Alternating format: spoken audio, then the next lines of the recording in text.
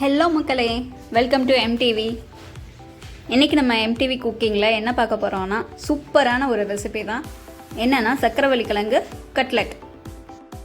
இது எப்படி செய்கிறதுன்னு பார்க்குறதுக்கு முன்னாடி நம்ம சேனல் நீங்கள் இன்னுமே சப்ஸ்கிரைப் பண்ணாமல் இருந்தீங்கன்னா சப்ஸ்கிரைப் பண்ணி கீழே இருக்க பெல் ஐக்கானை தட்டி விடுங்க. அப்போ தான் நம்ம போகிற வீடியோஸ்லாம் டான் வரும். சரி வாங்க எப்படி கட்லெட் செய்கிறதுன்னு பார்க்கலாம். இப்போ நம்ம சக்கரவள்ளி கிழங்க 10லேருந்து 15 நிமிஷம் வரை இட்லி பாத்திரத்தில் வேக வச்சு எடுத்துருக்கோம். இது இல்லாமல் நீங்கள் நார்மல் பாத்திரத்தில் தண்ணி ஊற்றி அதில் வந்து சக்கரவள்ளி கிழங்க கட் பண்ணி போட்டு அதுலேயும் ஒரு 15 நிமிஷம் நீங்கள் வேக வச்சு எடுத்தீங்கன்னாலும் கரெக்டாக இருக்கும். இப்போ இதில் இருக்க தோலெல்லாம் நம்ம எடுத்துடலாம். இது எப்படி வெந்துருச்சான்னு பார்க்குறது அப்படின்னிங்கன்னா ஒரு ஸ்பூனில் குத்தி பாருங்கள், இல்லைன்னா கையில் வந்துட்டு ஒரு விரலில் அமுத்தி பாருங்கள். நல்லாவே வெந்திருக்கு. இந்த ஸ்டேஜில் வெந்திருந்துருக்கணும். அதுக்கப்புறம் நீங்கள் எடுத்துக்கோங்க. இந்த மாதிரி மையாக மசிச்சு விட்டுக்கோங்க. ஃபஸ்ட்டு இந்த கிழங்கை மட்டும் போட்டு நல்லா மேஷ் பண்ணி விட்டுக்கிறோம். அதுக்கப்புறமா இந்த கட்லெட்டுக்கு செய்ய தேவையான பொருட்கள் பார்க்கலாம். ஒரு மீடியம் சைஸ் வெங்காயத்தை இந்த மாதிரி நான் நறுக்கி வச்சுருக்கேன். பச்சை மிளகா ரவுண்டாக கட் பண்ணி வச்சுருக்கேன். கூட கொத்தமல்லி இருந்தாலும் நீங்கள் ஆட் பண்ணிக்கலாம்.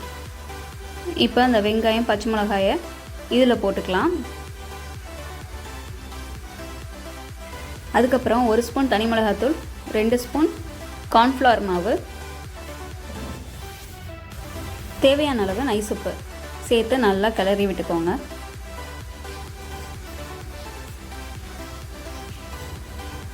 இந்த வெங்காயம் பச்சை மிளகாய் அதுக்கப்புறம் நம்ம போட்டிருக்க மசாலா எல்லாமே ஒன்றோட ஒன்று நல்லா மேஷ் ஆகணும். அந்த லெவலுக்கு பிசைஞ்சு எடுத்துக்கோங்க. இது செய்கிறது ரொம்ப ஈஸி. இப்போ வந்து இதை ரவுண்ட் பண்ணி இந்த மாதிரி தட்டி எடுத்துக்கோங்க. கட்லெட் ஷேப்பில் ரொம்ப மெலிசாவும் இருக்கக்கூடாது, ரொம்ப கனமாகவும் இருக்கக்கூடாது. இந்த மாதிரி ஒரு மீடியம் சைஸில் இப்போ நம்ம எல்லாத்தையுமே கட்லெட் ஷேப்பில் தட்டியாச்சு. நீ அடுத்து லாஸ்ட்டாக டஸ்ட் பண்ணுறதுக்காக கார்ன்ஃப்ளவர் மாவு 3 ஸ்பூன் எடுத்து நான் ஒரு பிளேட்டில் வச்சுருக்கேன். அது மேலே நம்ம செஞ்சு வச்சுருந்த கட்லெட்டை டஸ்ட் பண்ணிக்கோங்க. ஃபுல்லாக படுற மாதிரி அதில் வச்சுட்டு இது இப்படியே நீங்கள் போட்டு எடுத்தாலும் சூப்பராக இருக்கும். இல்லைன்னா நீங்கள் பிரெட் க்ரம்ஸில் ஒரு டஸ்ட் பண்ணிவிட்டு அதுக்கப்புறம் நீங்கள் போட்டிங்கனாலும் சூப்பராக இருக்கும். இப்போ பிரெட் க்ரம்ஸில் இந்த மாதிரி நீங்கள் ஃபுல்லாக அப்ளை பண்ணிவிட்டு நல்லா அமுக்கி விட்டுருங்க.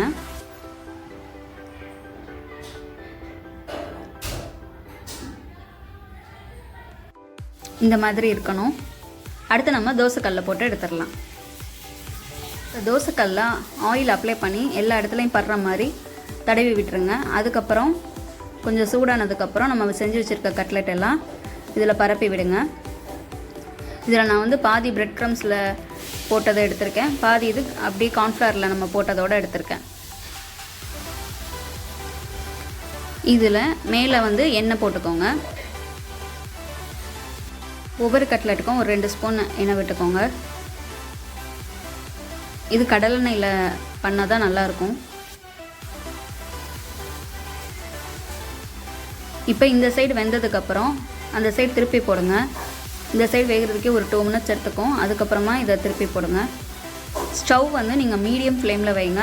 ரொம்ப ஸ்லோவும் வேணாம், ரொம்ப ஹை ஃப்ளேமும் வேணாம். இப்போ திருப்பி போட்டதுக்கப்புறம் மறுபடியும் 2 ஸ்பூன் ஆயில் போட்டுக்கோங்க எல்லா கட்லெட்டுக்குமே. இந்த சைடு ஒரு 2 மினிட்ஸ் வெந்ததுக்கப்புறம் நம்ம எடுத்துடலாம்.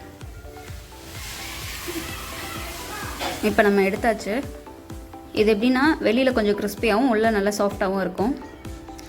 டேஸ்ட் வைஸ் பார்த்தீங்கன்னா ரொம்பவே டேஸ்ட்டாக இருக்கும். இதே மெத்தட் தான் நீங்கள் வந்து உருளைக்கிழங்கு கட்லெட்டும் செஞ்சுக்கலாம் சக்கரவள்ளி கிழங்கு பதிலாக. ரெசிபி எப்படி இருந்ததுன்னு மறக்காமல் கீழே கமெண்ட் பண்ணுங்கள். உங்கள் வீட்டில் கண்டிப்பாக ட்ரை பண்ணி பாருங்கள்.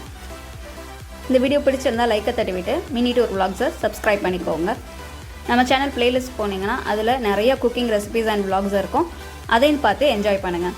டாட்டா.